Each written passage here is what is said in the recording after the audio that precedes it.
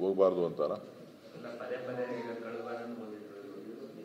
ಪಕ್ಷದ ನಾಯಕರುಗಳ ಜೊತೆ ಅನೇಕ ವಿಚಾರಗಳ ಬಗ್ಗೆ ಚರ್ಚೆ ಮಾಡೋದಿದೆ, ಪಕ್ಷದ ಸಂಘಟನೆ ಬಗ್ಗೆ ಚರ್ಚೆ ಮಾಡೋದಿದೆ, ಬೇರೆ ಬೇರೆ ವಿಚಾರಗಳು, ಅಲ್ಲಿಯ ಕೇಂದ್ರ ಸರ್ಕಾರದ ಮಂತ್ರಿಗಳು, ಸರ್ಕಾರಕ್ಕೆ ಬರಬೇಕಾದಂಥ ಅನುದಾನಗಳ ವಿಚಾರಗಳನ್ನು ಚರ್ಚೆ ಮಾಡಲಿಕ್ಕೋಸ್ಕರ ಪಾರ್ಲಿಮೆಂಟ್ ನಡೀತಾ ಇದೆ. ಪಾರ್ಲಿಮೆಂಟ್ ನಡೀತಾ ಇರೋದ್ರಿಂದ ಅವರು ಹೋಗ್ಬೋದು ಅಂತ ಕಾಣಿಸ್ತದೆ.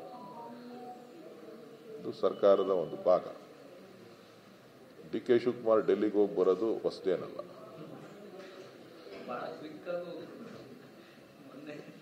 ಯಾವುದೋ ಕಾರ್ಯಕ್ರಮ ಇತ್ತು, ಹೋಗಿ ಅರ್ಜೆಂಟ್ ಹೋಗಿ ರಾತ್ರಿನೇ ಬಂದಿದ್ದಾರೆ.